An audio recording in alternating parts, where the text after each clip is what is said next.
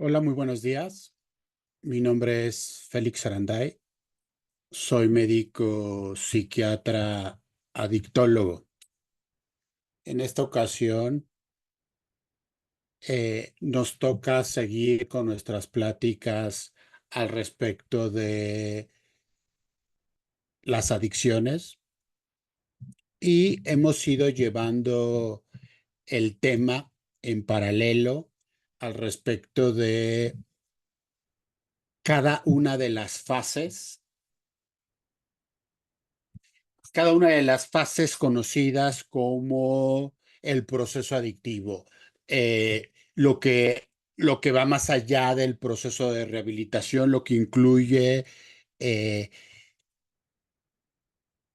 lo que se debe saber al respecto de cada una de las fases de este proceso. La semana pasada, el mes pasado empezamos con todos aquellos aspectos clínicos de tratamiento y farmacológicos asociados con la intoxicación. El día de hoy nos toca hablar al respecto de la abstinencia.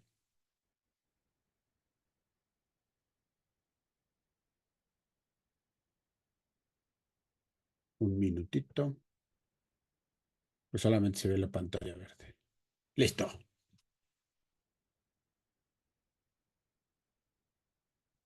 Como les comentaba, dentro de nuestras charlas virtuales, el día de hoy vamos a hablar de la abstinencia. Quiero comentarles a todos mis compañeros que me escuchan que esta plática está dirigida estrictamente a los familiares. Muchas veces cuando estamos dentro de un periodo o dentro de una fase de rehabilitación, existe la sospecha eh, que el equipo, que el staff está coludido para manipular a los familiares y así extender el tiempo de estancia y llevarlo a grados innecesarios con fines perversos. Y vamos, esta plática, uno de los objetivos es poder horizontalizar la información, que la información pueda ser clara, que los familiares responsables, los padres, los hermanos, mis compañeros, los usuarios y el staff, tengamos claro los criterios de este padecimiento, de este trastorno. Cuando un trastorno por consumo de sustancias se convierte en una enfermedad, cuál es cada una de las fases, cuál es el objetivo de cada una de las fases. De esta forma, podemos ir disipando todo aquello que entorpece los tratamientos y hace entrar en duda tanto a los familiares y a los usuarios e incluso al staff. Son muchos los factores que están en juego en el tratamiento de una persona que vive con adicciones. Sin embargo, todos estos factores se tienen que supeditar a la rehabilitación y la reinserción de la persona que vive con adicciones. Entonces, uno de los objetivos es poder disipar toda esta serie de fantasías, que todos tengamos claro cuáles son las fases de esta enfermedad y eh, así poder buscar la forma de mejorar, de eficientar los tiempos, el manejo y aclarar todas las dudas en esta charla de los familiares.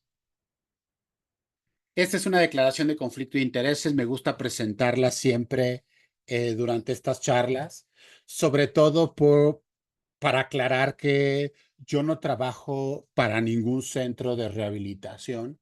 Yo soy un interconsultante externo. Interconsulta es yo como psiquiatra especializado en el manejo de los trastornos adictivos, llego a los centros de rehabilitación, establezco una valoración, un plan de tratamiento, un pronóstico y hago recomendaciones al respecto del tiempo de estancia. Yo no tomo las decisiones las toma el médico tratante, eh, que es el responsable del tratamiento de los usuarios. En este sentido, yo no tengo ninguna ganancia económica por recomendar, alargar o acortar los tiempos de estancia. Yo no gano absolutamente nada en términos económicos al dar esta plática. Esta plática de ninguna manera he recibido una línea de ninguno de los centros para los cuales es transmitida.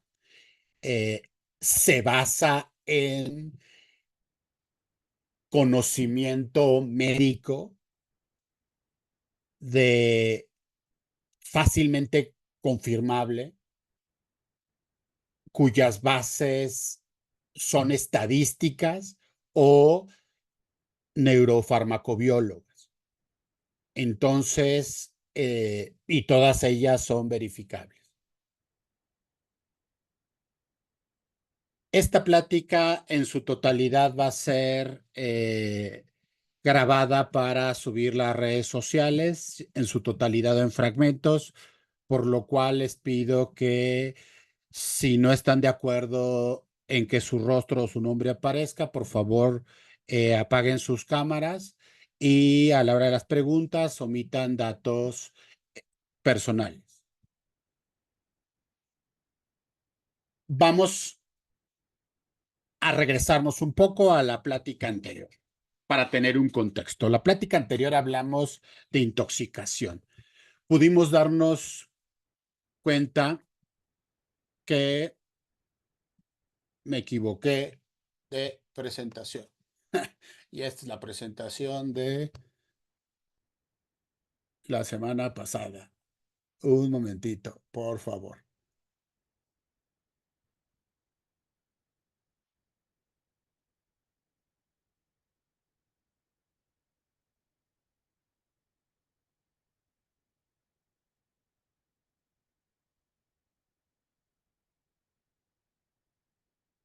Ustedes comprenderán.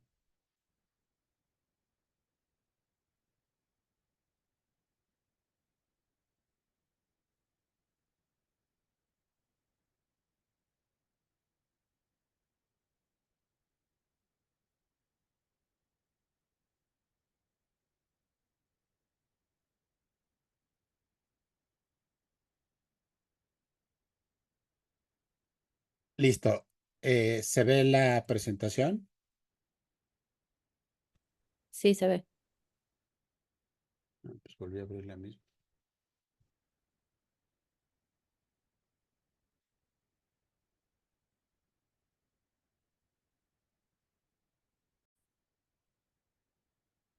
Bueno, entonces, previamente pudimos hablar que la intoxicación se refiere a las alteraciones en el comportamiento, las emociones, la regulación de ansiedad, las alteraciones en la inteligencia, las alteraciones en la resolución de conflictos. La intoxicación se debe al efecto del alcohol, del tabaco y de las drogas de abuso al respecto de el contacto con la realidad, al respecto de la forma en la cual percibimos las intenciones de los demás y a todos aquellos aspectos fisiológicos asociados con el alcohol, el tabaco y las drogas de abuso. Al respecto de los efectos fisiológicos, nos referimos a aquellos que están asociados a cada una de las sustancias.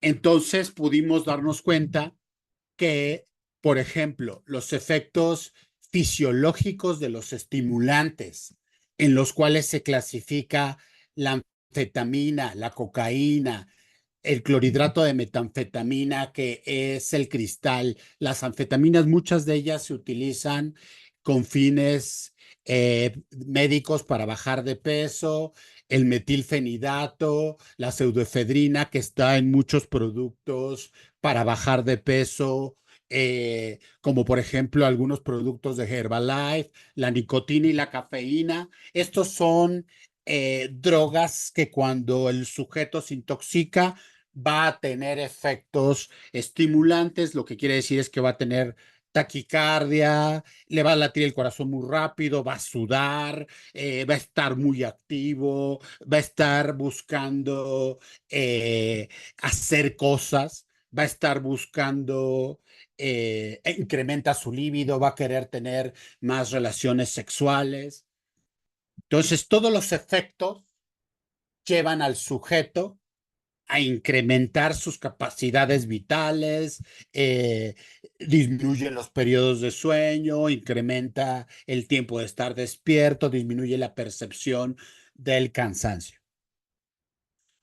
El mes pasado hablamos de cada uno de estos efectos durante la intoxicación. Por ejemplo, las drogas disociativas son aquellas que alteran la percepción, alteran la sensopercepción, disminuyen, imagínense que es como si dividieran la mente de la percepción. Entonces, las drogas disociativas llevan al sujeto a oler los colores, a ver el tiempo, a escuchar la respiración de los árboles. Y así con cada uno de ellos, el alcohol como una droga depresora, el fentanilo. Pudimos hablar el mes pasado, esta plática está en YouTube, pudimos hablar el mes pasado que la situación clínica muy importante que nos habla de un riesgo neurológico o un riesgo neurovascular o neurocardiovascular del corazón, de las venas que llegan al corazón, de las arterias que llegan al cerebro, es cuando las drogas estimulantes, por ejemplo, la cocaína, algunos usuarios reportan, es que a mí la cocaína pues, me tranquilizaba. A mí la cocaína me bajaba la ansiedad. Entonces ahí estamos teniendo un efecto paradójico. Una droga estimulante está teniendo un efecto depresor. Es algo así como si le diéramos paracetamol a alguien con dolor de cabeza y esa persona nos dijera, ¿sabes qué? Me duele la cabeza con el paracetamol. Entonces, hablamos el mes pasado que dentro de la intoxicación lo que tenemos que evaluar son los efectos y tener mucha atención con aquellos efectos que pueden ser paradójicos. Aquí hablamos también el mes pasado que la intoxicación puede durar muchísimo más tiempo que el que la droga es detectable en el cuerpo. Yo puedo estar, por ejemplo, comentamos los usuarios de cannabinoides pueden tener un efecto sostenido más allá de 90 días por la acumulación de la droga y de sus metabolitos. Esos 90 días permanecen intoxicados. Sin embargo, es intoxicación que les produjo un episodio psicótico. El episodio psicótico es la pérdida del contacto con la realidad, ver lo que los demás no ven, escuchar lo que los demás no escuchan, tener creencias excéntricas. que la televisión les habla, que los demás cuando los observan les pueden robar el pensamiento, que la televisión habla de ellos. Todo ese periodo donde aún existen efectos asociados al consumo de la marihuana o los cannabinoides, se considera como parte de la intoxicación. Y aquí hay una duda muy importante en muchos pacientes. Muchos pacientes llegan con un episodio psicótico, están 2 o 3 meses recuperándose del episodio psicótico, recuperándose de la fase de intoxicación y casi a punto de revertir el episodio psicótico, ya están listos para darse de alta. Bueno, ya cumplí mis 3 periodos, con permiso, me marcho.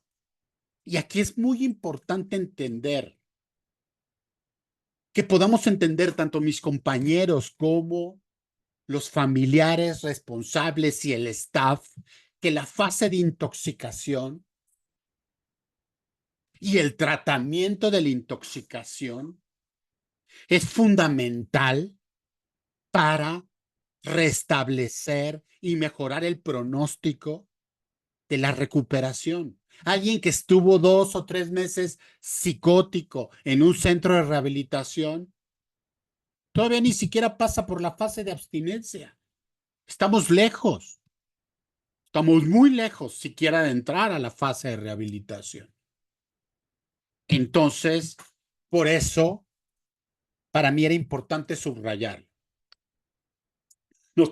También hablamos, y lo vamos a retomar en la fase de abstinencia, que existen 12 vías de administración, que va desde oral hasta intravenosa.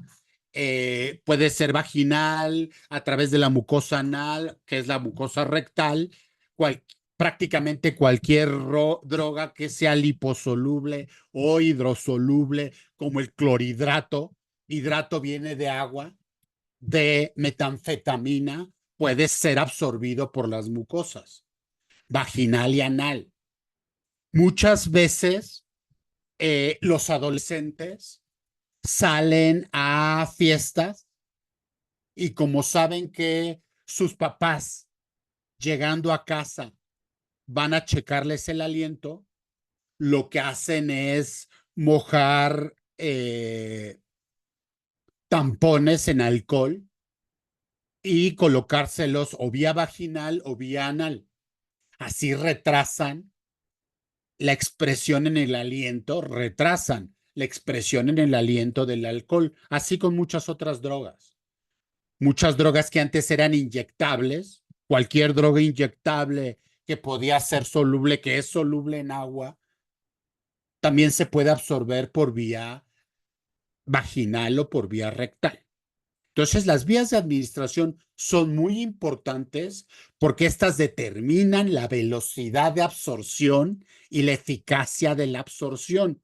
No es lo mismo comerse un brownie mágico, un brownie hecho con destilados o con aceites de marihuana, de derivados de los cannabinoides. Como dicen en el argot, va a pegar más lento que inyectarse una dosis de clorhidrato de cocaína, que inyectarse una dosis de cristal. Entonces, ojo, la vía de entrada la vía de administración en la clínica es muy importante porque determina la velocidad de absorción de las drogas.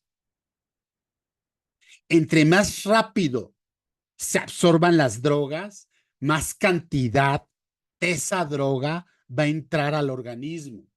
Y ojo, entre más droga entre al organismo, más lento se va a eliminar. Eliminación se refiere a la salida y el metabolismo se refiere a la destrucción. Entre más marihuana, entre más cannabinoides me meto, voy a alcanzar altos niveles de concentración y más va a tardar el organismo en eliminarlo.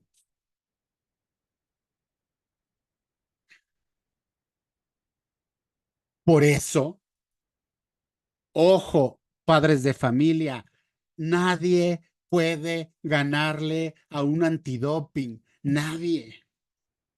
Piensen en Maradona. Maradona tenía todo el dinero del mundo, Maradona tenía todo, eh,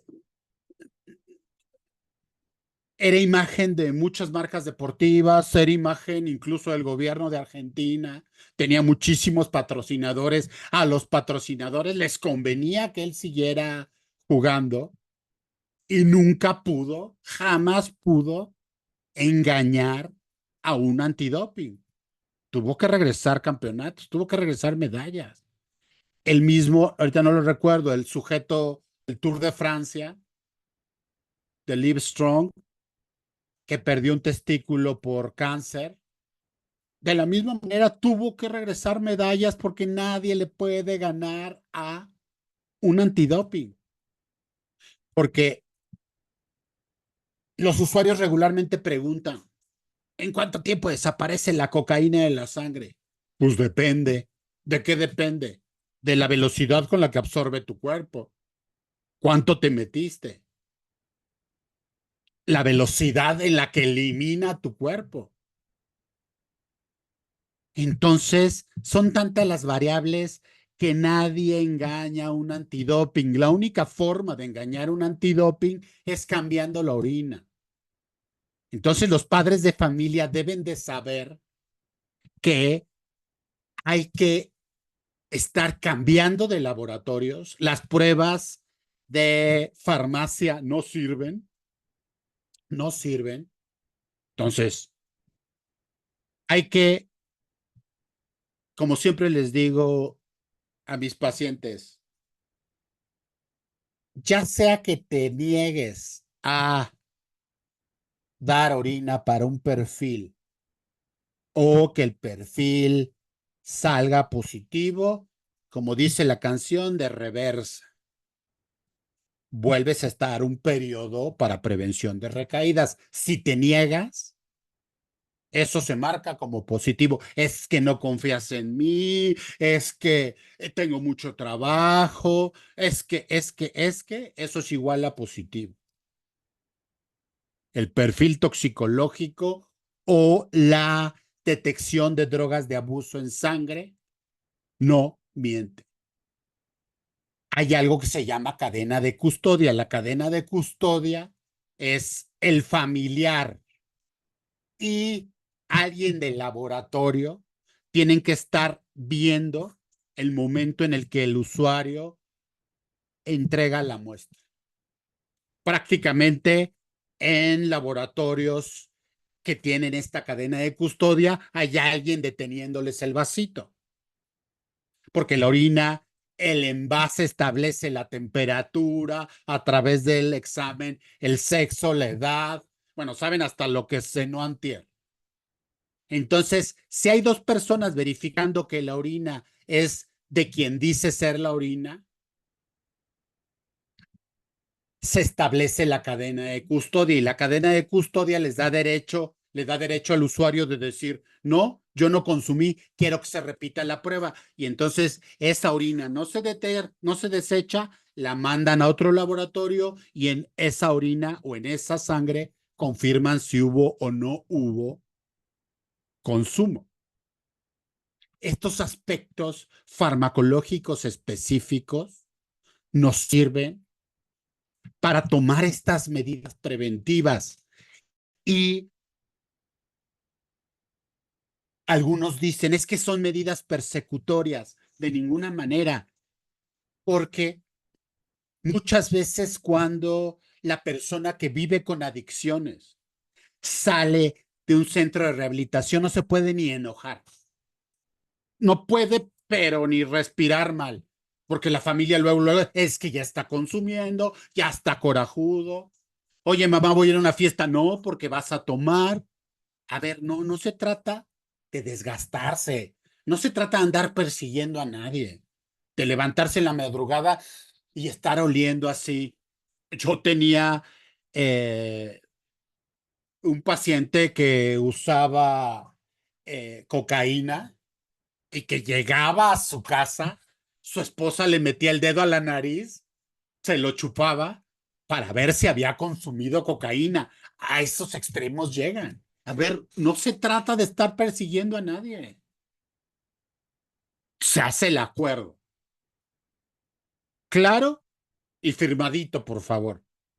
Vamos, nadie te va a estar persiguiendo, nadie te va a estar correteando. Yo en cualquier momento te puedo pedir un perfil toxicológico. Me dices que no, vas para adentro. Sales positivo, vas para adentro.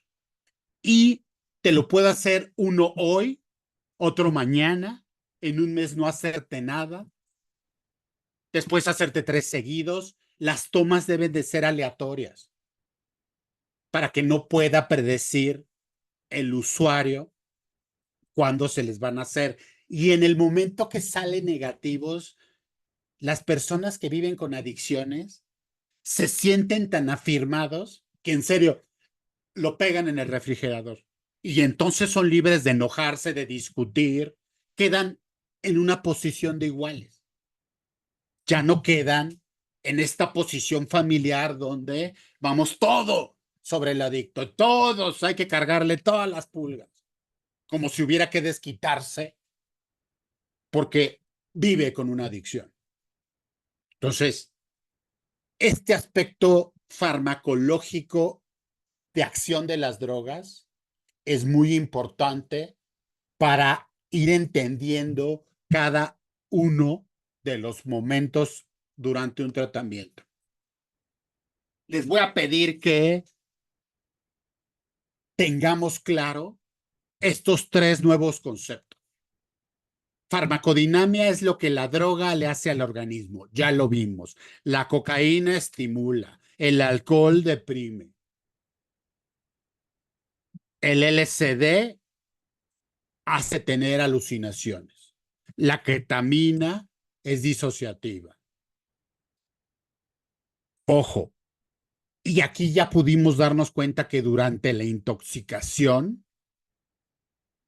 pueden empezarse a identificar alteraciones que nos hablan de problemas aún más complejos, aún más complicados. Segundo, y lo que vamos a ver hoy, lo que el organismo le hace a la droga, el destruirla, eliminar, destruir, eliminar. Y lo que vamos a ver en siguientes sesiones es la influencia genética en la respuesta de las drogas, pero esto lo vamos a ver en sesiones más. Ahorita nos vamos a enfocar en la farmacocinética, que es si yo consumo alcohol, ¿qué va a hacer mi cuerpo con ese alcohol? Uno, intoxicarme, qué es lo que el alcohol le hace al organismo y cómo se va a defender mi organismo. Entonces, abstinencia se basa en la farmacocinética, pero abstinencia es lo que el organismo le hace a la droga para fines simples. Y entonces tenemos 2 acciones importantes. Ya hablamos de absorción, ya hablamos de distribución el mes pasado. Voy a recordarles más adelante algunas situaciones. Nos vamos a quedar aquí hoy. Metabolismo y eliminación. Destrucción. Le voy a cambiar aquí para la próxima. En lugar de degradación, es destruir y eliminar. Destruir y eliminar.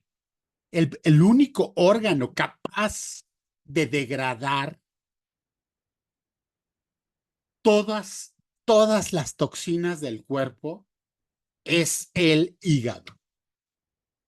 Por eso, regularmente, por lo menos 2 veces al año, las personas que viven con adicciones tienen que hacerse chequeos hepáticos. El hígado graso, encontrar hígado graso es muy común en personas que viven con adicciones y que incluso dicen, pues es que mi droga de impacto no es el alcohol. No, no es el alcohol. Pero conforme va fallando el hígado, va acumulando grasa y entre más engrasado esté el hígado, más riesgo existe de cirrosis. Hay personas que tienen hígado graso sin jamás haber consumido una sustancia así, pero la comida chatarra, todos aquellos alimentos procesados, por ejemplo, un alimento procesado es la leche de vaca. Ya está adicionada, rebajada. En algún momento fue leche de vaca, pero ahorita ya está procesada. Y un alimento hiperprocesado es lo que siempre fue químico. Por ejemplo, los squinkles, muchos aditivos para los fuegos, estas cosas, taquis fuego, es fécula de maíz, almidón, procesado, concentrados, sodio y una serie de sustancias químicas. Eso está hiperprocesado. Entonces, todos esos elementos van dañando al hígado. El tabaquismo termina dañando al hígado, porque todo lo que viaja en la sangre tiene que ser metabolizado por el hígado. Todas aquellas sustancias con las que cortaron tu cocaína, todas aquellas sustancias con las que cortaron tu cristal, todas aquellas sustancias con las que fabricaron tu cartucho de THC, Gorilla Kosh, 95%, todas esas sustancias, aceites, incluso los cannabinoides, van a ser metabolizados por el hígado. Y es curioso, hay pacientes en general, no solamente personas que viven con adicciones, que tienen una dieta terrible, no hacen ejercicio, aparte sufren de incremento del colesterol, los triglicéridos, y cuando les recetas un medicamento para bajarles el colesterol, te dicen, oiga, no, óigame, no, me va a hacer daño al hígado. Pero si ya tienes hígado graso, así como las personas que viven con adicciones son usuarios de alcohol, son usuarios de cannabis, cocaína, cristal, lo que le llamamos canasta básica, o metodistas, se meten de todo, y luego, cuando les ofreces un tratamiento psiquiátrico, te dicen, no, yo no utilizo medicamentos, no quiero depender de ellos. Así, ¿no? No te vayas a volver adicto. No, no, no. ¿Cómo crees? Entonces, estos contrasentidos, al no entender la función de cada una de las sustancias, es lo que nos hace mantener estas ideas que lo único que retrasan son tratamientos efectivos. También los familiares, es que le van a cambiar una droga por otra. No. O sea, efectivamente, en Estados Unidos, droga se utiliza para describir a las drogas de abuso y a las drogas de eh, farmacia, de tratamientos. Solamente que hay una diferencia clarísima. Si el medicamento se compra en farmacias autorizadas y no en el tianguis, se asegura la pureza del medicamento y un medicamento sí hace lo que dice que va a hacer. Sí tiene lo que dice que tiene que tener. No como los usuarios de cristal que actualmente salen positivos a fentanilos y que nunca consumieron conscientemente los fentanilos. O como los usuarios de cannabinoides que salen con contaminación de fentanilos cuando nunca probaron fentanilos. Resulta ser que la confianza, y aquí ojo porque tiene que ver con el staff, resulta ser que los dealers saben ganarse más rápido la confianza que el propio staff médico. Y entonces, entre más contaminada esté una molécula, más carga le genera al hígado y más tarda su degradación, considerando que no existe una cantidad que supere la capacidad metabólica del hígado y que se tenga que estar formando como cuando hay tráfico. De repente el hígado dice, oye, acabas de desayunar menudo, la pancita con 2 quesadillas, todavía traigo alcohol del día de ayer, te fumaste un porro de marihuana, conectaste con otras 4 chelas y tú quieres que te desintoxique. No, pues olvídalo. Esa es la carga que se tiene al metabolismo hepático. Por otro lado, es más amplia la vía de eliminación. La vía de eliminación renal es a través de la orina. Por eso la orina en gran medida huele a tóxico. Todo sale a partir de la orina. Entonces, si lo metabolizó el hígado y va a salir por la orina, pues le hago un perfil toxicológico en orina y aquí me lo voy a cachar. No hay forma de que se bloquee esta área. Ninguno de los productos que se venden en Internet pueden alterar el resultado de una prueba de laboratorio de detección de drogas, porque esa sustancia, como también tiene que pasar por el hígado, aparece en la orina y ahí se les tuerce, ahí aparece la sustancia y aparecen los metabolitos de la droga. Así funcionamos los seres humanos. Gastrointestinal, una forma de eliminación es a partir de las heces.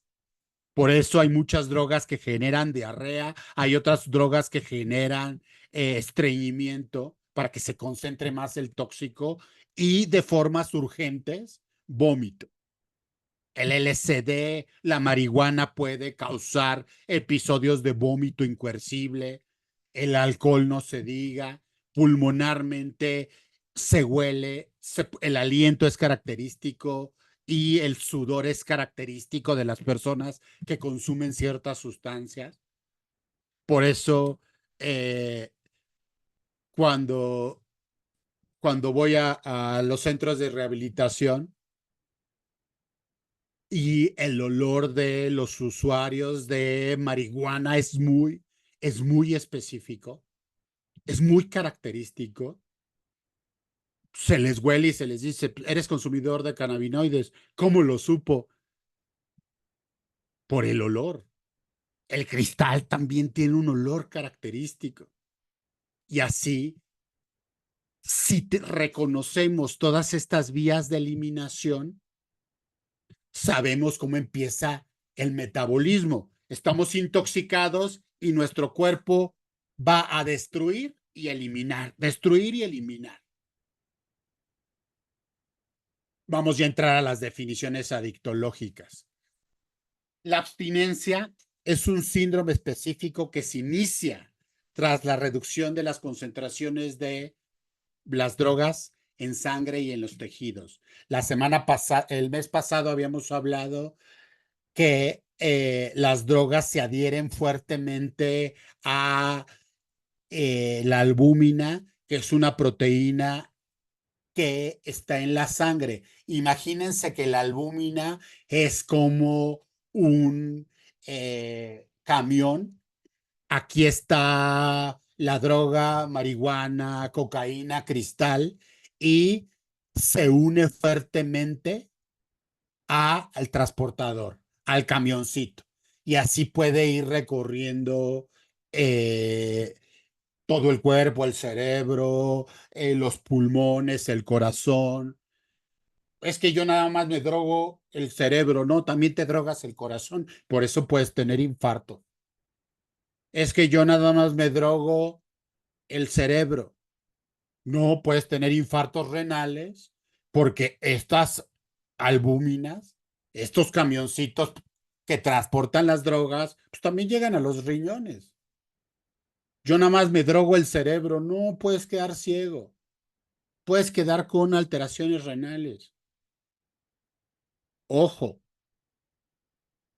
la abstinencia es cuando el hígado empieza a limpiar, empieza a vaciar los camiones y se va quedando la molécula de albúmina, la proteína albúmina, vacía.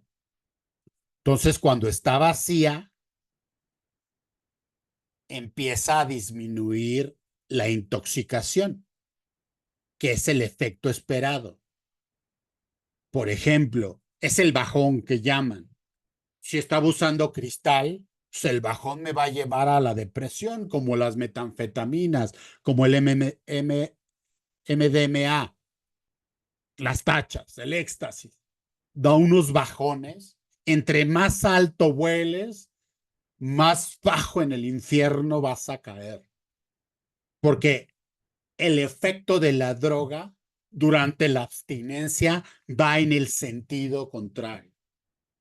Los usuarios de fentanilo que actualmente no son conscientes, al disminuir este estado, al irse limpiando estos camioncitos, la albúmina, y ir reduciéndose el efecto, tienen náuseas, un dolor terrible de cuerpo, sienten en realidad como si se estuviera fracturando el cuerpo, una diarrea espantosa. En serio, el síndrome de abstinencia más grave, los dos síndromes más graves que yo he visto en mi vida son los por fentanilos, por opiáceos, la heroína, el jarabe para la tos que compran con el doctor, eh, ya saben qué doctor, es un opiáceo y genera verdaderos síndromes de abstinencia, síndromes muy severos, muy dolorosos. Y surge cuando hay destrucción y eliminación. Entonces se va perdiendo el efecto. Cuando se termina de perder el efecto, empiezan las alteraciones del comportamiento y de la conducta que regularmente eh, liberan la conducta. Las personas que son agresivas van a ser más agresivas durante la abstinencia. Las personas que estaban deprimidas se van a deprimir más durante la abstinencia. Aquí los factores de personalidad, los factores de temperamento se llevan a un máximo, se acusan. El síndrome de abstinencia dirige la conducta hacia la búsqueda nuevamente de la sustancia. Es un dolor neurológico y físico tan grave que alguien que está viviendo abstinencia va a hacer y va a decir y va a prometer y va a jurar y perjurar lo que sea con tal de que pueda acceder a esa sustancia. Y aquí es donde mis compañeros creen que a ustedes se les manipula. Cuando previo a las visitas se les dice que va a salir y les va a decir y les va a jurar y perjurar que ya entendió, que no lo va a volver a hacer, que verá sus juntas. Y es muy temprano como la conducta se ve alterada, similar para que me entiendan los familiares. Imagínense la sed más grave que ustedes han vivido en su vida. Ese día que tuvieron muchísima sed y que no había de dónde tomar agua.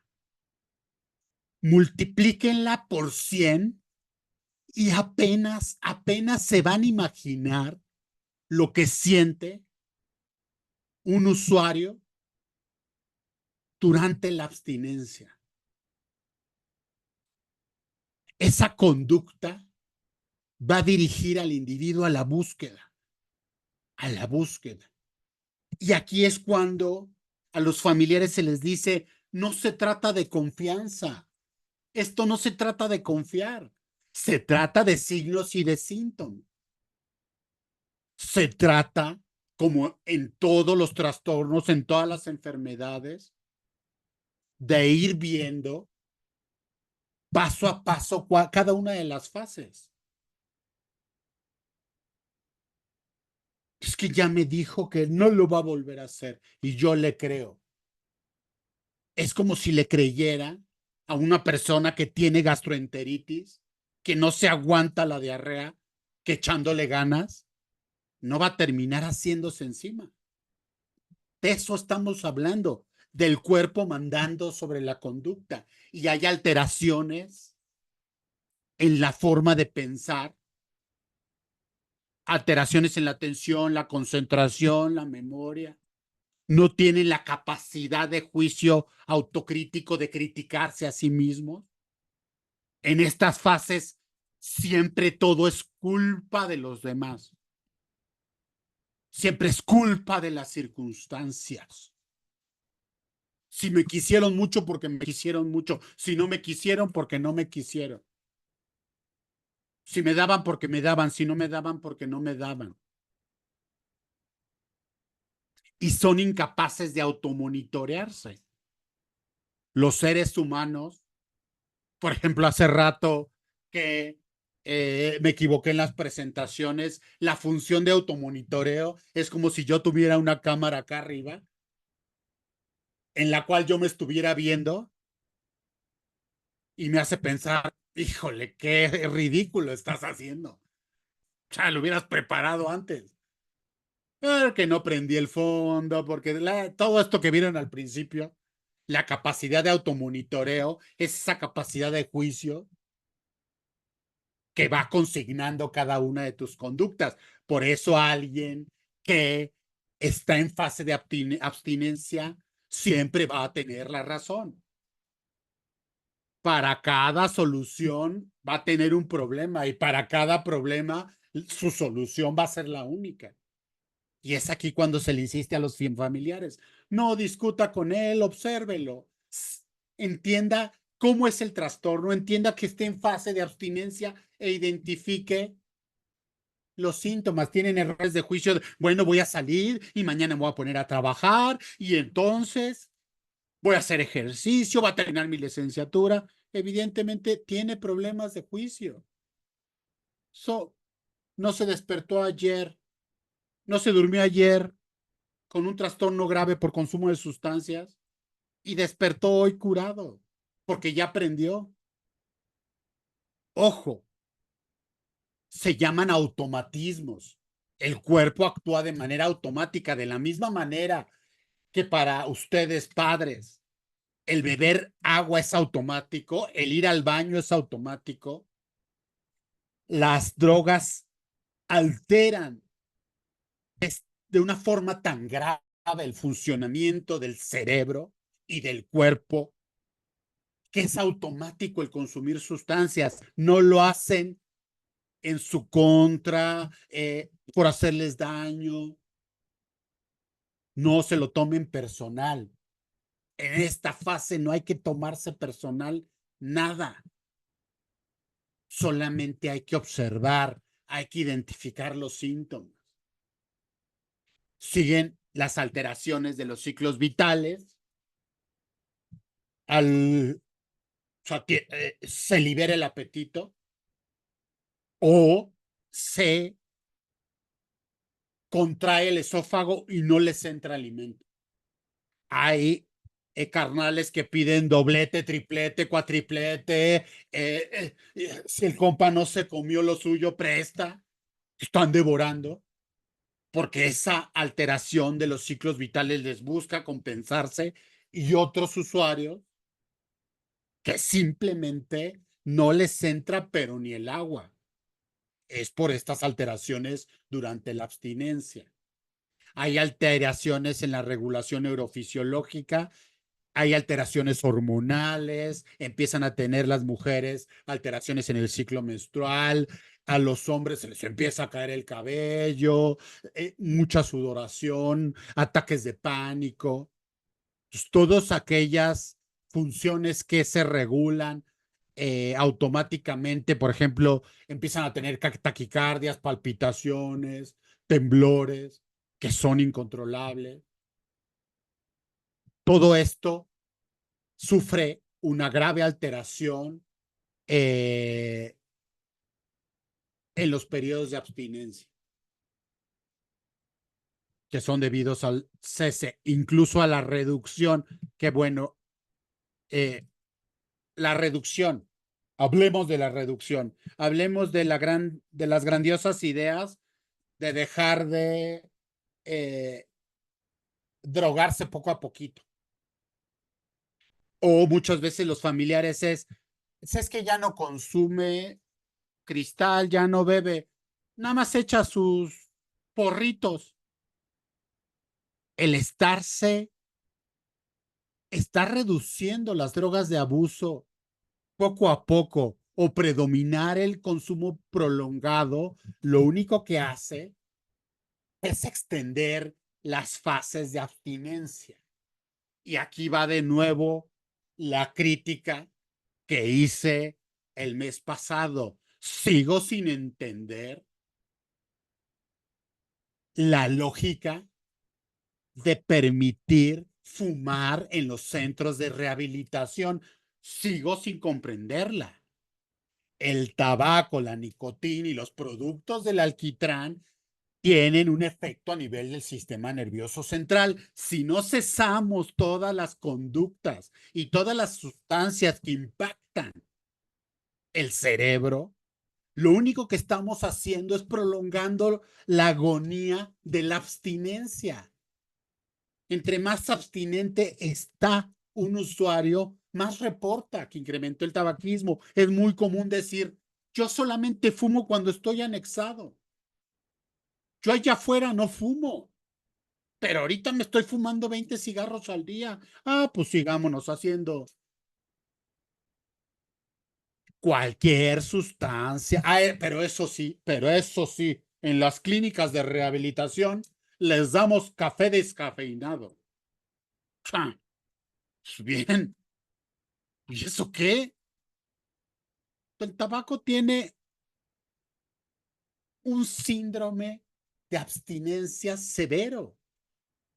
Entonces, sigo sin entenderlo, pero continuemos. Y vamos a seguir. Durante la abstinencia hay alteraciones en el equilibrio, la marcha y la psicomotricidad.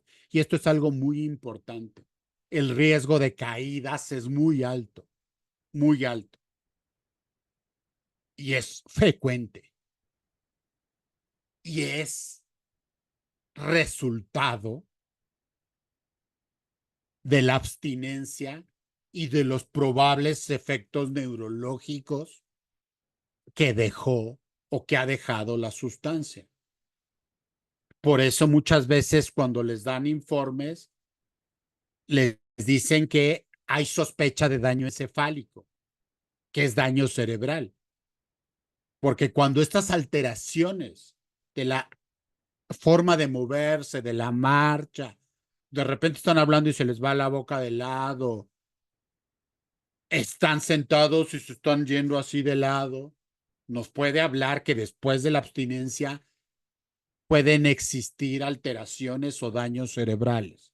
Las alteraciones en la sensopercepción es la psicosis, es ver cosas que los demás no ven, escuchar cosas que los demás no escuchan, tener pensamientos delirantes de que soy Dios, soy el diablo, vengo a salvar el mundo, yo soy líder de eh, una organización mundial y los drones me observan y me están persiguiendo. Todo esto es un episodio psicótico y un episodio psicótico se tiene que tratar de manera rápida, porque entre más se tarde un clínico, una institución en tratar los síntomas psicóticos, es más probable que queden secuelas o el estado psicótico sea permanente, ya no se pueda bajar, como dicen. Entonces, los episodios psicóticos son muy importantes. Y les comentaba, la rehabilitación no empieza hasta que termine el episodio psicótico. Es que tardó 4 meses en no tener síntomas psicóticos. Pues así de dañado venía el usuario. Y antes di que en 6 años. A veces hemos estado un año y medio, tratando episodios psicóticos y los familiares es que lo tienen hipermedicado, pero no es por gusto, no es por capricho, no baja, no responde. Y es la única oportunidad que tenemos para revertir el episodio psicótico. Llevamos un año y medio sin poder remitirlo. Y luego ya salen sin episodio psicótico y no falta quien en otra institución ya les diga, oh, es que le dieron muchos medicamentos. Pues, pero llegó viendo drones y corriendo por fantasmas. Ojo, familiares, esto es una de las urgencias más graves que existen prácticamente a la par de la ideación y los intentos suicidas. La baja regulación de los impulsos, la depresión, la manía, la ansiedad son partes fundamentales de la abstinencia y si no se tratan durante la abstinencia, también generan episodios prolongados. Si no se tratan rápido los ataques de pánico, ese sujeto va a ser proclive a ir teniendo ataques de pánico a lo largo de su vida, porque la alteración neurológica, como lo comentamos al principio de las diapositivas, puede continuar. Entonces, durante la abstinencia, todas las manifestaciones de las que les hablé causan un malestar brutal en lo social, laboral y en la mayor parte de las áreas del funcionamiento de los individuos. Desgraciadamente, la mayor parte de las altas voluntarias otorgadas por los familiares, otorgadas porque los convencieron los usuarios, se registran en los periodos de abstinencia. Es que ya lleva 3 meses. ¿Usted sabe cuánto le va a durar una neumonía? No, pues a mi abuelito le duró 2 semanas y a mi tío nunca se le quitó. Y pues en el COVID muchos se murieron de ella. Lo mismo pasa con la abstinencia. ¿Cómo la vamos evaluando a partir de la disminución y la remisión de los síntomas de los cuales les estoy hablando? Y aquí está el error. Es muy frecuente que los den de alta en los primeros meses sin entender que el deterioro que produce la abstinencia no los va a permitir funcionar socialmente, laboralmente, ni como padres, ni como hermanos, ni como hijos, porque no se ha podido revertir las alteraciones cerebrales que generan el condicionamiento a buscar sustancias. Si esto se solucionara con confianza y por amor, no habría centros de rehabilitación. Es una enfermedad biológica, neuropsiquiátrica, multiorgánica.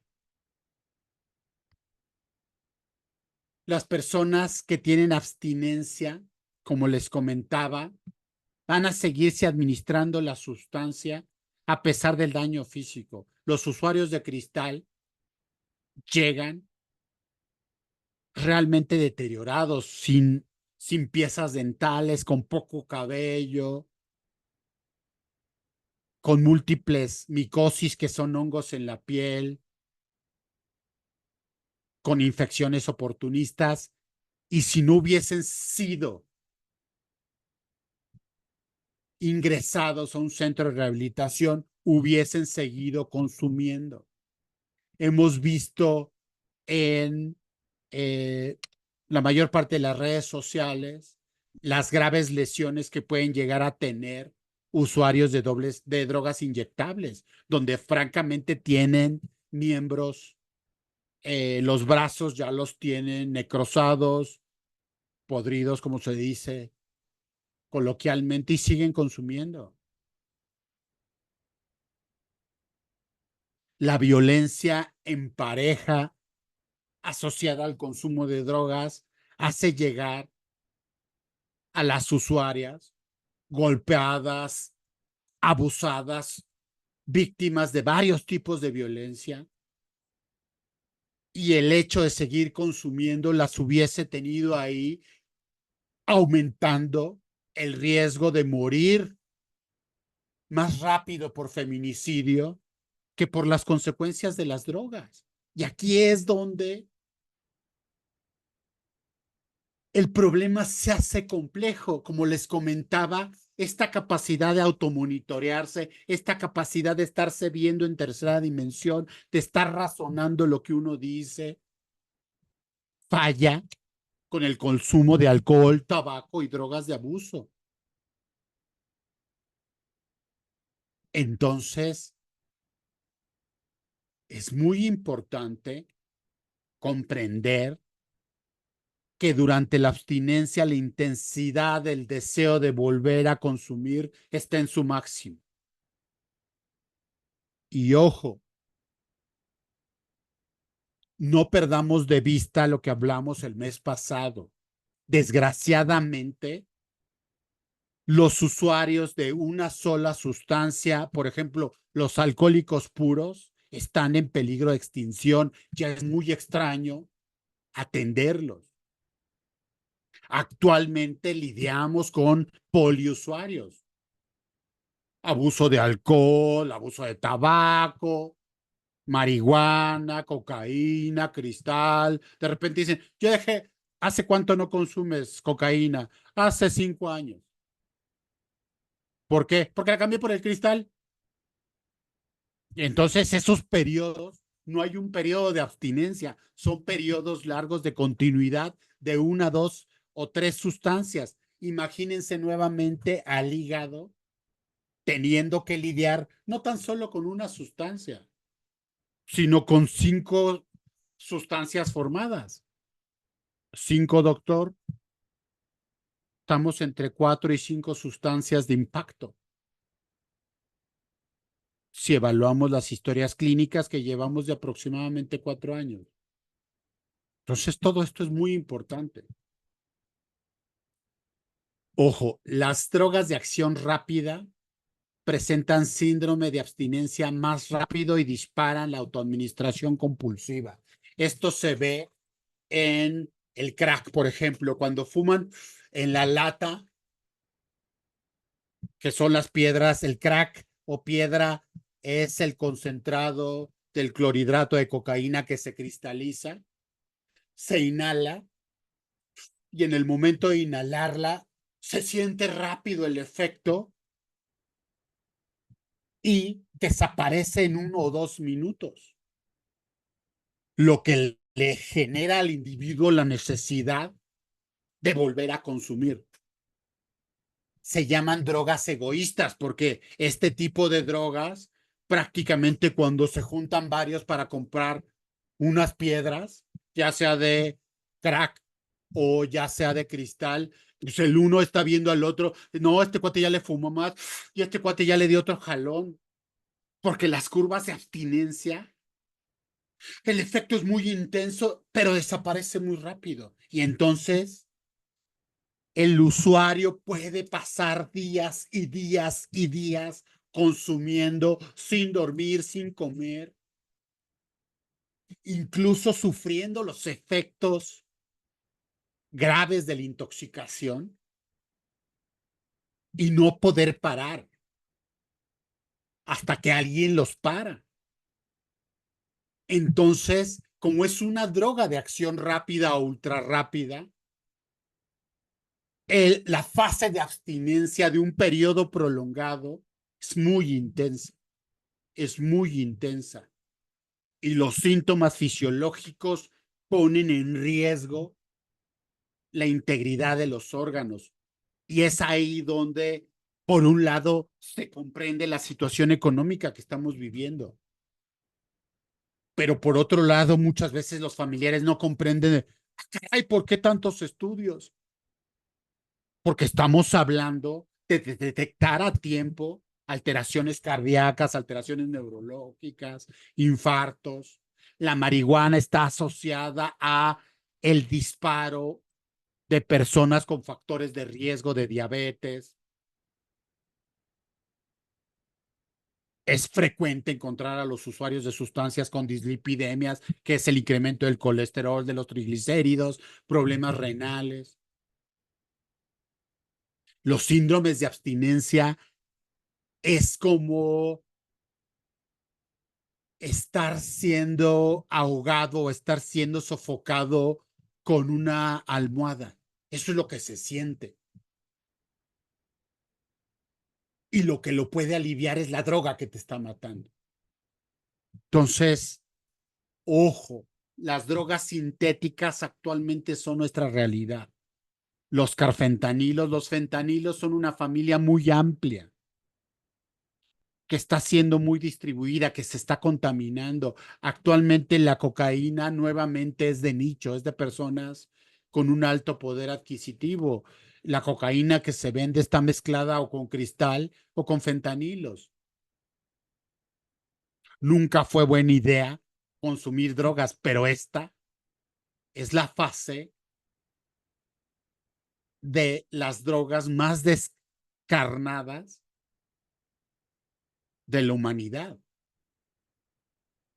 Y entonces los, los síndromes de abstinencia son atípicos. Nos estamos enfrentando a síntomas atípicos. Personas que llegan con episodios maníacos, psicóticos, muy delirantes, que solamente consumieron cannabinoides. Antes no se veía eso. Antes se podía decir, a mí me tocó decir, yo no conozco marihuano agresivo, perdón por el término. Ahora, yo no conozco marihuano que no sea agresivo, justamente por el advenimiento de los cannabinoides sintéticos y de las mezclas que hacen. Vamos, continuemos. Entre más potente sea la droga, más rápido y más intenso, y se va a disparar el síndrome de autoadministración compulsiva. Padres, tutores, la administración compulsiva es muy parecida a como cuando vamos a la cocina, hay galletas recién horneadas, se come uno y dice, ah, caray, están re buenas, y me vuelvo a comer una y me vuelvo a comer una y me vuelvo a comer una. Es muy parecido a como cuando nos raspamos el paladar con una tortilla o con un pan y no podemos dejar de pasarle la lengua. Esas son conductas compulsivas. Se ha visto en animales de laboratorio que la conducta de autoadministración compulsiva, por ejemplo, en ratas, si ponemos a una rata con dosis, eh, toda la dosis que quiera de cocaína, la rata va a consumir hasta morir. Eso se llama dosis letal. Las drogas de abuso, el alcohol, el tabaco, Y todas las drogas de abuso generan autoadministración compulsiva. Y ese es uno de los principales retos a los cuales nos estamos enfrentando. El cristal, en comparación con otras drogas, es muy barata y muy accesible. Los fentanilos son muy baratos y muy accesibles. Los cannabinoides sintéticos cada vez son más baratos y muy accesibles. Producir una onza de cocaína Kush cuesta aproximadamente 40 pesos y se las venden en 1,500, 2,000 pesos y las compran. Y existe la autoadministración. Voy a consumir, voy a consumir, voy a consumir, pero ya me golpeó mi pareja, pero ya me corrieron, pero ya me voy a consumir, voy a consumir, voy a consumir. Entran en periodo de abstinencia y se dan cuenta de todo el tiradero que dejaron. Y entonces su cuerpo, el cerebro, a lo que llama, es a consumir más. Estoy sufriendo por cómo me siento por dentro y aparte sufriendo por todo el daño que hice, por todo el tiradero que dejé, por el ridículo, por la vergüenza, por la culpa, Entonces los periodos de abstinencia son críticos.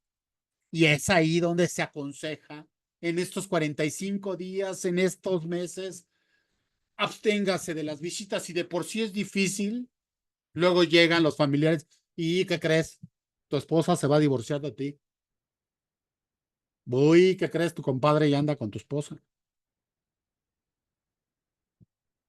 Es demasiada información en un sujeto que está teniendo un sufrimiento físico y emocional profundo, profundo. Pero es que me lo están aislando. No, no. Los centros de rehabilitación, para elegirlos, ¿cómo elegir un centro de rehabilitación? Un muy buen centro de rehabilitación es aquel al que usted le permiten entrar hasta la cocina. Si usted le permiten entrar hasta la cocina, ese es un buen centro de rehabilitación. Justo para que confíe que si el staff le dice en este momento no es prudente, es porque no es prudente, no es capricho de nadie. No se los estamos escondiendo. Es parte de la abstinencia. Va a hacer todo lo que esté, le va a decir todo. Las personas que viven con adicciones saben claramente lo que siempre esperaron de ellas. Entonces, les van a decir lo que siempre quisieron oír. Los familiares de personas que viven con adicciones regularmente están muy resentidos, han sufrido mucho y en las primeras visitas es muy natural que exista un impulso de frustración, de sobreprotección o incluso de castigo, lo que complica una fase de por sí ya muy compleja. Entonces, ¿cuándo termina un síndrome de abstinencia?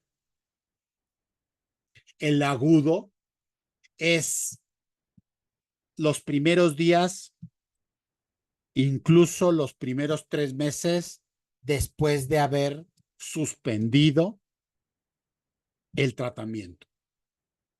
¿Ok?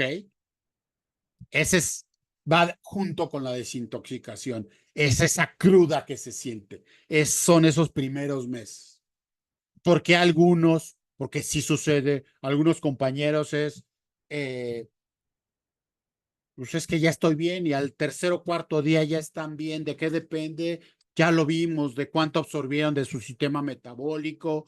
Vamos a ver más adelante de la genética.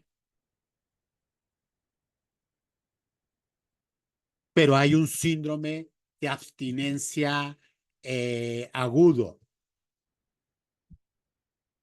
Luego hay un síndrome de abstinencia tardío,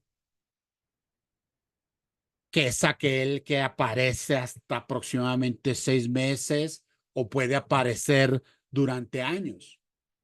O sea, a momentos existen estos bajones de, es que ya estaba bien, doctor, ya estaba a punto de salir y empecé a sentir mucha ansiedad, empecé a sentir mucha depresión o estaba a punto de salir y ya tengo otra vez sueños de consumo, estoy generando tengo deseos de consumir marihuana y esto, no atender esta abstinencia tardía puede generar trastornos físicos, psiquiátricos que salgan con depresión, que salgan con trastornos de ansiedad y dificulte la fase de reinserción social y precipita una recaída. Y el síndrome de abstinencia condicionado es el que clásicamente se dice por ahí del año, 1 año, 3 meses, después de haber superado las fases anteriores, te vas a despertar un día y vas a sentir como si fueran las primeras 24 horas. Un deseo irrefrenable por consumir. Y no va a ser consciente. Este tercer periodo de abstinencia sucede cuando el cerebro está podando todos aquellos circuitos que condicionaban la búsqueda compulsiva de la sustancia. Son las vías, los circuitos, es como un circuito de una casa, es como el switch de un carro, es como el apagador. Nosotros prendemos, tocamos el apagador y esperamos que se prenda o se apague la luz. Imagínense que en este periodo el cerebro arranca ya los cables de manera paulatina, pero primero hay una expresión de todas aquellas áreas que condicionan a las que les gusta la droga y es como acariciar un gato a contrapelo. Las neuronas levantan todos sus receptores y le piden al sujeto antes de desaparecer que consuma. Y es aquí donde la literatura tiene mucha razón. Una gota es suficiente. Porque si detecta el cerebro esa sustancia, todo aquello que estaba en el cerebro a punto de morir prevalece. Es que una gota, sí, campeón, una gota. ¿Puedo cerveza sin alcohol? Los estímulos organolépticos, el cómo te sabe, el cómo se siente, también va a disparar esas conductas condicionadas. ¿Puedo dejar de fumar con vapeador? Vean, oílos, vean cómo terminó. Todas aquellas conductas que estaban relacionadas. Hay personas que dicen, cierta música me causa abstinencia. Pues es un estímulo que ya tienes condicionado. Las personas que fumaban en lata, el sonido de la lata les genera esa sensación de deseo de abstinencia que después vamos a ver cómo se condiciona y cómo forma el craving. El olor al billete. Vamos, así hay una serie de condicionantes que están marcados que generan síndromes de abstinencia condicionados. ¿Ok? En cuanto al tratamiento, lo primero es una valoración médico general. Si el usuario ingresa y no se detecta que esté en el curso de un infarto cerebral, que esté en el curso de un infarto cardíaco, todo lo demás pierde validez. Luego una valoración neuropsiquiátrica, neuropsicológica, valoraciones especiales. El tratamiento de la abstinencia debe de ser integral y es urgente. Ya nos dimos cuenta cómo se alteran muchas áreas, muchas áreas. Entonces, atenderlas de forma temprana nos dan la posibilidad de limitar las secuelas. Bueno, les doy muchas gracias por su atención. Creo que tenemos tiempo para responder algunas preguntas.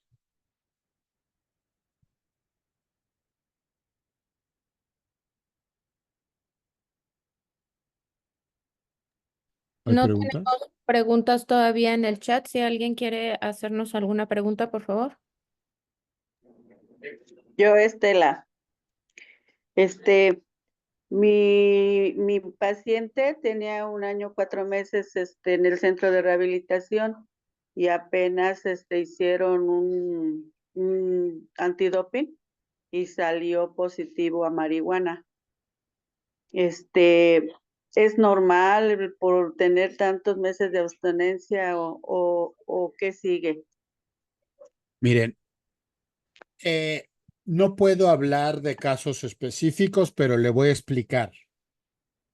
Actualmente ya no estamos hablando de la marihuana que probablemente usted conoció. La marihuana se llamaba panteonera, que era la cannabis sativa, esa que por 20 pesos le daban casi una bolsa. Esas marihuanas ya son muy difíciles de encontrar. Era la cannabis sativa, la cannabis índica y la cannabis americana, que era la que más se vendía en México. Actualmente los cannabinoides son de origen sintético o transgénico. En experiencias que hemos tenido, hemos visto que muchas veces rebasan hasta los 90 días con, eh, con eliminación o con presencia de metabolitos activos en la sangre. Estas nuevas drogas todavía no sabemos eh, cómo se comportan, porque sobre todo la marihuana tiende a acumularse en la grasa, como lo pudo ver en las presentaciones, en la presentación, eh, la grasa, más bien las drogas, al distribuirse por todo el organismo, pues también llegan a la grasa y como la marihuana y los cannabinoides son liposolubles, se quedan acumulados. No sé de qué centro esté hablando y no, por favor, no quiero saber. Lo que es importante o la forma de demostrarlo, que él no haya consumido dentro de el centro de rehabilitación, es que pudiesen hacer aleatorio otros antidopings a varios usuarios. La primera vez que nos enfrentamos a esto, la primera vez que yo lo vi en mi carrera, fue en un centro de rehabilitación donde un usuario me aparecía 30 días, 40 días, 90 días. A los 90 días hablé con la directora y le dije, a ver, aquí me están metiendo sustancias. Al azar agarramos a otros usuarios, les hicimos antidoping y salieron negativos. Y a partir de esa experiencia empecé a buscar y se empezó a reportar en la literatura que estas drogas, los cannabinoides, generan grandes cúmulos en, en el cuerpo. Entonces, de forma práctica, la institución puede demostrar que no se han ingresado sustancias a partir de hacer antidopings aleatorios. Recuerden que los centros de rehabilitación no son prisiones y que gran parte del funcionamiento de ellos depende de la buena voluntad de los familiares, que son los que ingresan a los centros de rehabilitación. Y la codependencia de la cual después les va a hablar la licenciada Karina, la coadicción, la dependencia, todos los fenómenos que se dan en las familias, son muy importantes y nos pueden llegar a generar este tipo de situaciones. La siguiente pregunta.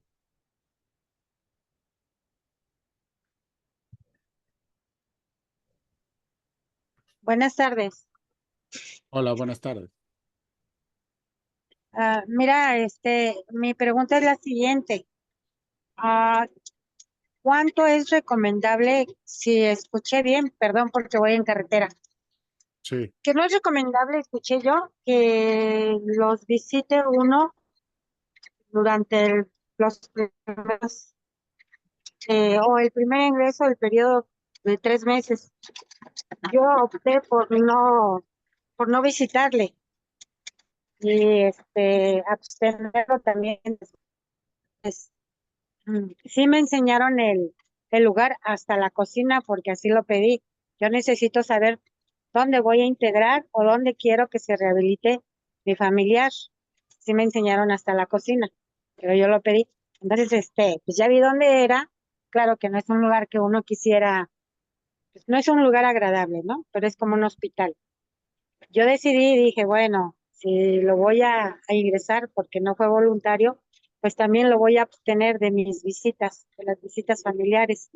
Pero no sé hasta cuánto tiempo es conveniente porque mi familiar me va a decir lo que yo quiero escuchar. Entonces es entrar en debate porque pues me imagino, empiezan a decir lo que uno quiere escuchar, que ya no lo vuelvo a hacer, que voy a hacer cualquier cosa. Pero en base, la pregunta textual es, ¿cuándo sería conveniente empezar a hacer las visitas? ¿Cuánto tiempo sería en términos generales, que empiece una desintoxicación? En lo personal, yo pienso que empieza a partir de los 6 meses. No sé si esté bien o esté mal, o si me supe explicar bien. no, sí se explicó muy bien y coincido con usted en algunas partes. Efectivamente, la fase de abstinencia puede alargarse incluso hasta un año. Sin embargo, los síntomas agudos, que son los que generan las alteraciones en la conducta, en el automonitoreo, en el control de la agresividad, la manipulación. Uno, depende del número de sustancias que nos estén generando el impacto. No es lo mismo alguien que ingresa solamente por consumo de alcohol que alguien que ingresa con 6, 7 drogas. Los síndromes de abstinencia no van a ser los mismos. Depende mucho de la droga de impacto, del número de veces que ha ingresado, de la integridad del sistema, del cerebro. Vamos, en mi experiencia, y es opinión eh, en base a el tiempo que tengo atendiendo este tipo de trastornos, en los primeros 3 meses solamente se trata del individuo. O sea, los familiares tienen un papel muy importante hasta la fase de rehabilitación. Recuerden que vamos fase por fase. El mes pasado hablamos de intoxicación, hoy hablamos de abstinencia. En este punto, con todo respeto, los familiares no son útiles en el tratamiento y regularmente son la causa de interrupción de los procesos. Como les comentaba, eh, estudiando los expedientes ya de varios años, los expedientes que tengo estandarizados, la causa de abandono de tratamientos es alta voluntaria, porque convencieron a uno de los familiares. Y dar pasos en falso en el tratamiento de los pacientes y de las personas que viven con adicción, estarlos toreando, como comúnmente dice, agrava su diagnóstico, porque les toman la medida y entonces ya se la saben. y nunca terminan haciéndose cargo de sus emociones, nunca terminan haciéndose cargo de su dependencia a sustancias. Entonces, como le comentaba, en los primeros 3 meses o los familiares llegan muy enojados, que es muy válido, y tratan de castigar al usuario, o tienen graves codependencias y tratan de librarlo porque pobrecito mi hijito está sufriendo. Efectivamente. También dijo algo muy importante. El lugar no es un lugar donde yo quisiera estar. Imagínense, el Betty Farm Center es uno de los mejores centros en Estados Unidos para el tratamiento de adicciones. En México tenemos Monte Fénix, que si a cualquiera de ustedes les sobra 300,000 pesos mensuales, pueden ingresar allá a su usuario. La única diferencia entre los centros es el tipo de pared. Lo que, como lo pudimos ver en la fase de abstinencia, lo único que permite que un usuario no consuma es el concreto. Es que no tenga acceso a la droga. Si usted tiene mucha sed, se va a parar donde sea y va a tomar agua. Lo mismo sucede. La contención, aparte de lo farmacológico, de el acompañamiento psicológico, de el programa de los 12 pasos, el consejero en adicciones, en los primeros 3 meses, el usuario no está en capacidad de autoobservarse y los familiares, aparte de sufrimiento innecesario, son muy vulnerables o al enojo porque vamos, sabemos que este tipo de enfermedades las vivimos en familia y nos desgastan a todos, a los familiares, a los usuarios, son muy dolorosos. Espero haber respondido. La que sigue, las últimas 2 preguntas, las que siguen. Perdón. Sí bien dijo, doctor, nuevamente. Sí, efectivamente, mi familiar estuvo en Monte Fénix, pero en Monte Fénix son periodos cortos. Entonces, mi idea fue que en esos periodos cortos de 28 días no funcionan para nada y el lugar es lo de menos.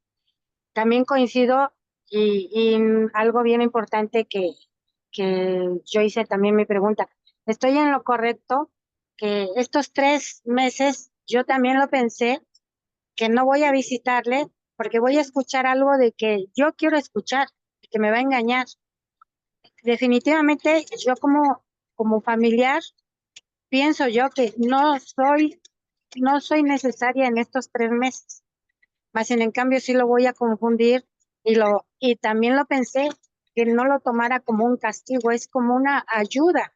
Yo como familiar soy la más interesada, al igual que él, para que se integre nuevamente a la sociedad. Entonces, mi pregunta es, si estoy en lo correcto en estos 3 meses, estoy pensando yo prolongarlo a 6 meses en el segundo paso que vayan allá o no sé qué paso sea, porque es un mundo de experiencia donde estuvo en Monte Fénix, ahora dónde está, porque pues es muy precario, pero el lugar es lo de menos, sino la forma de llevar todo esta enfermedad, pues es lo que va a contar. Yo estoy en duda si seguir, ya va a cumplir los 3 meses en este mes, si seguir con lo mismo, porque finalmente es lo que pueden perder a la vida o hasta sus seres queridos, en este caso su familia. Entonces también es abstenerlo, para mí mi forma de pensar, abstenerlo que también pueden perder, si no pierden la vida ellos, nos pierden a nosotros como familia. Yo quería nada más que me diera con su experiencia si puedo prolongar todavía la abstinencia de estarlo escuchando por otro periodo de 3 meses que esté ahí, para que pues también sienta que se está absteniendo de la familia, que no es engañarla tan fácil, porque son como muy manipuladores. En el caso mío es por drogas varias, descubrí que es por drogas varias, aparte del alcohol. Yo solamente quería su respuesta. Si estoy en lo Sí, correcto, ¿es suficiente abstenerle con estos 3 meses o prolongarlo los otros 3 meses más? La abstinencia de irlo a visitar. le va a Gracias. ser claro, le va a ser más claro. Estoy de acuerdo con usted. Ojalá todos los familiares pensaran con usted. La que sigue. Z, T, Yo, Sara, ajá. soy yo, Sara, es que no le cambié el nombre. Buenas tardes a todas, a todos, a todos. Yo tengo una duda, por ejemplo, una vez he escuchado este, que dicen que no, nada más estuvo en abstención, ¿no? Esos dos, ¿cómo? En abstinencia, perdón, estos 2 años, estos 3 años, 4, y ahorita con lo que ahorita, clínicamente no es así, o sea, sí, clínicamente creo que no es tanto tiempo la abstinencia, ¿no? O sea, son máximo, bueno, lo que entendí es 1 año. Entonces, cuando, o sea, eso no tiene nada que ver con lo que dice, ¿no? Ahí en el programa de narcóticos, que luego nada, dice, no, es lo único que estuvo es en abstinencia, porque en recuperación no estuvo. Y también es en ese sentido. Y la siguiente es, ¿por qué pues, dice, a los 5 años se desinflama el cerebro y entonces ya este tema de la compulsión, o sea, siempre lo van a tener, pero la compulsión aminora o esa, ¿cómo le llama? Ansiedad por el consumo, o no sé si me, no sé cómo le llaman, esta compulsión hacia yo voy al grupo de Nadanón y ahí decía, no, es que a mi esposo hasta los 5 años fuimos a una fiesta, ¿no? Porque estaban consumiendo ahí droga, perdón, alcohol, ¿no? Entonces, hasta los 5 años que ya fue que se le calmó la compulsión o la ansiedad por el querer el consumo, ¿no? Entonces, esas son mis preguntas. Gracias.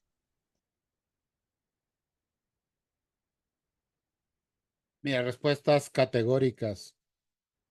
También estoy de acuerdo con usted.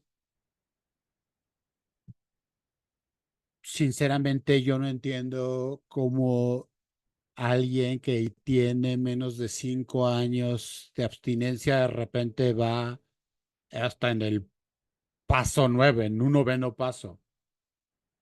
Considero, a la luz de lo neurológico, que en los primeros años se batalla entre el primero y el tercer paso.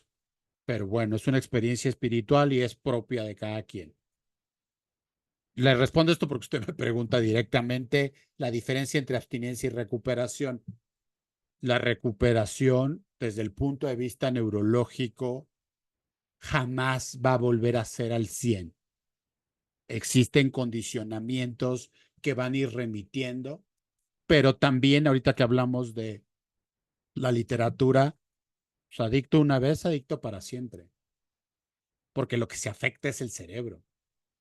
¿Cómo podemos hacer para que un ser humano no vuelva a tomar agua en la vida, o no vuelva a tener sexo en su vida, o no vuelva a comer en su vida? En esta área, en las áreas que controlan las necesidades vitales, ahí se mete la adicción. La adicción está a la par de respirar, porque afecta el sistema límbico, afecta las áreas dopaminérgicas. Ahí se inserta. Esas áreas condicionan. Por eso, adicto una vez, adicto para siempre. Porque luego se manifiesta en ludopatía, en apuestas. Yo ya no bebo, pero pues ahorita tengo broncas con apuestas, con préstamos. Ahorita estoy teniendo broncas con las redes sociales. Mi vida está alrededor de las redes sociales, no puedo trabajar y ahora entonces soy adicto a las relaciones destructivas, a lo sexual. Ahí, una vez que tocamos ese sistema tan delicado para la supervivencia de los seres humanos con sustancias que generan placer, porque quien diga que desde el principio de su adicción siempre sufrió, está mintiendo. Está mintiendo. Las drogas son placenteras hasta que dejan de ser. Que es cuando mis compañeros dicen,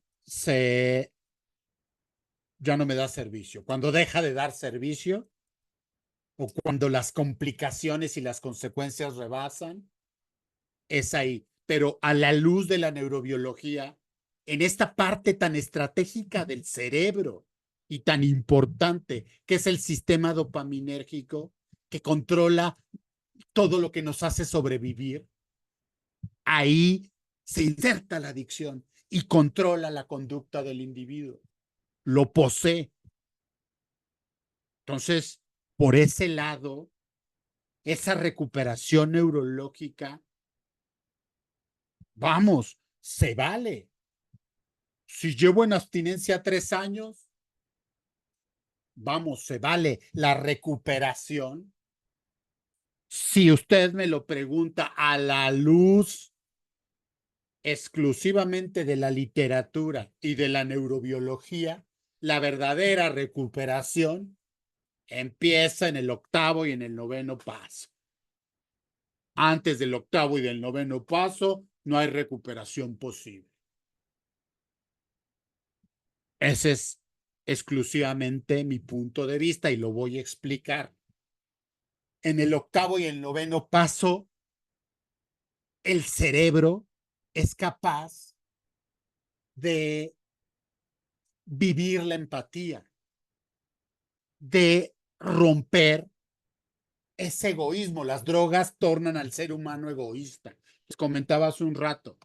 Cuando están fumando piedra, nada más están viendo a ver quién le fuma más, y tú ya le fumaste más. A ver, pásala. Es una droga muy egoísta que hace a las personas muy egoístas. Terminan vendiendo lo que sea con tal de obtener la dosis. Entonces, la corteza prefrontal, que es una área muy importante del cerebro, nos ayuda a ser empáticos. Y en los primeros meses, incluso en los primeros días con los fentanilos, esta área se desconecta y el sujeto no tiene la capacidad de ser empático. No tiene la capacidad de ponerse en el lugar del otro. Puede sentir vergüenza, eso sí, puede sentir culpa, pero la culpa es una expresión del egoísmo, del narcisismo. Me siento culpable porque me descubrieron, porque me pasé. Me siento avergonzado porque pues yo soy aquel, me puse en ridículo. La empatía es algo totalmente distinto. Misericordia viene de sentir con el corazón del otro. O sea, yo puedo sentir profundamente como si me estuviera pasando a mí el daño que te hice, el daño que le hice a mis hijos. Sin egoísmo, quiero repararlo, necesito repararlo.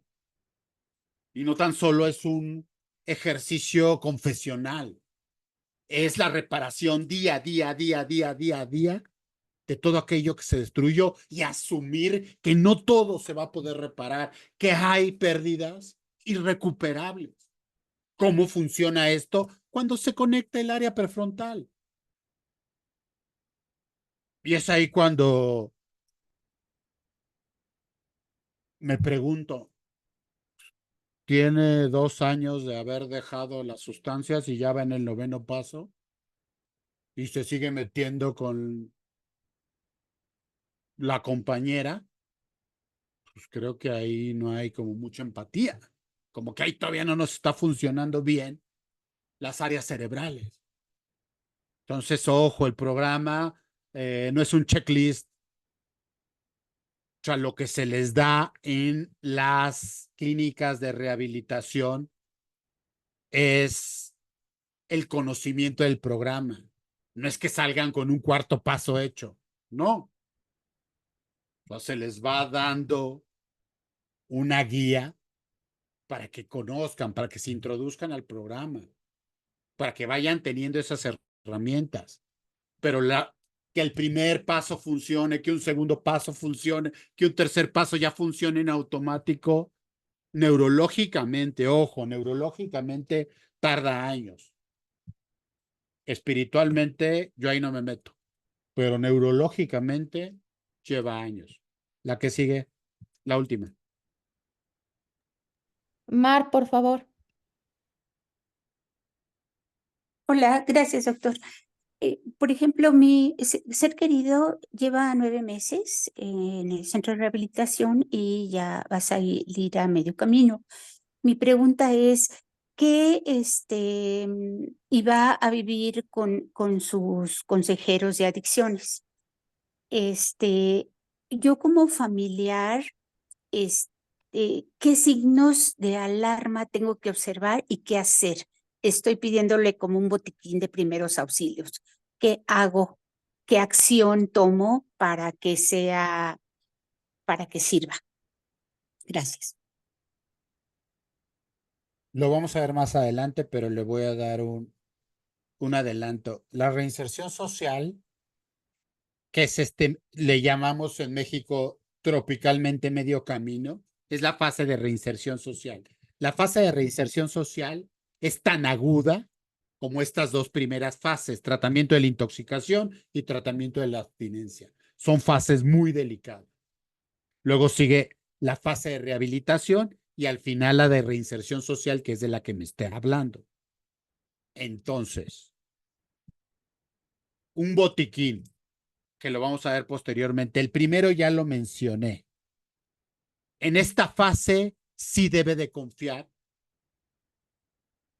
en su familiar.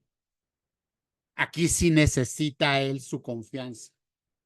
Ojo, confíe en él, jamás confíe en su enfermedad. Nunca confíe en su enfermedad.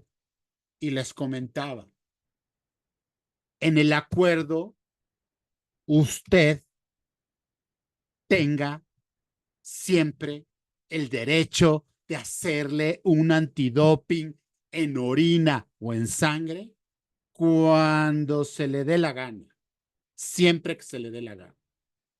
Le puedo hacer uno hoy, otro mañana. Ay, mamá, es que no confías en mí. Sí confío en ti, pero no en tu enfermedad. Es como si un diabético se confiara, se aventara un pastel de una sentada. Un diabético no puede confiar en eso. Vamos. Nunca voy a confiar en tu enfermedad. En ti sí, mi hijo, te amo. Es lo primero que usted debe de tener claro. No, no lo puede estar persiguiendo, no lo puede estar oliendo, pero nadie ha podido contra un antidoping. Entonces, por favor, eso sería lo primero. Lo segundo, cada uno de sus compromisos no puede ser incondicional. Póngales tiempo. Tienes tanto tiempo para encontrar un trabajo, tienes tanto tiempo para estudiar, te voy a pagar 5 semestres, las reprobadas ya van por tu cuenta. Así va la vida para todos, así debió de haber ido la vida para él. Que se deje de drogar es solamente como si se controlara la hipertensión. Él tiene que hacerse cargo de sus emociones, tiene que hacerse cargo de su salud, tiene que ir haciéndose cargo de él económicamente. Y es llevarlo a que se haga cargo de su vida, de sus emociones, de sus consecuencias, pero cada uno de los acuerdos que celebre con él tienen tiempo de caducidad y con una sola condicional. Yo te voy a dar esto, uno, cuando te quiera hacer un perfil toxicológico y por favor hágaselos en distintos laboratorios, porque luego de repente nada más se lo hacen en un laboratorio y ya se la saben. El factor humano siempre se puede corromper, pero si hoy se lo hace en uno, mañana en otro, después en otro, siempre pregunte si tienen cadena de custodia. Si tienen cadena de custodia, ahí es. Y repito, que los amamos incondicionalmente porque son nuestros padres, nuestros hijos, nuestros familiares. pero nuestro apoyo no es incondicional, porque eso ya es codependencia. La condición es, o sea, tienes tantos meses para encontrar trabajo, estudiar y trabajar, o estudiar solamente, pero si me bajas de 8, vamos, cómo va la vida, cómo es la vida, sin concesiones. Es mejor, usted puede ser muchísimo más amorosa en ponerle los límites a como se los estuvo poniendo el dealer, como se los estuvo poniendo la calle, sus compañeros de consumo, sus parejas. Usted puede tener ese amor, la calle ya vio que no lo tiene. La vida no es incondicional, es condicional. Tiene que tener claro, y ya con esto le termino de dar el spoiler para que se conecte cuando abordemos la fase de reinserción, tiene que tener claro que todos los esfuerzos de ustedes, sus terapeutas, van enfocados a que él se adapte al mundo, él se adapte a la vida. La vida jamás se va a adaptar a una persona que vive con adicciones. Por eso, cada una de las estrategias tiene que tener un indicador, una meta, objetivos. Tiene que tener, usted no debe de encargarse el staff que va a guiar el proceso de reinserción, es quien le tiene que advertir si hay riesgo de recaída. Usted no puede y no debe más que tratarse a sí misma. Para eso está siendo aconsejada por un staff con toda la experiencia que lo va a cachar y le va a decir, a ver, tiempo fuera, eso sí se vale. Tiempo fuera, 15 días contenido, vamos a replantear, redireccionar. Eso es muy común en las fases de reinserción. Lo vamos a hablar más adelante. ¿Ok? Les agradezco las preguntas que me hicieron, aquellas preguntas que me dejaron en el chat. Las voy a estar contestando por shorts en YouTube o en TikTok. Les agradezco mucho su presencia en esta charla. Hasta luego.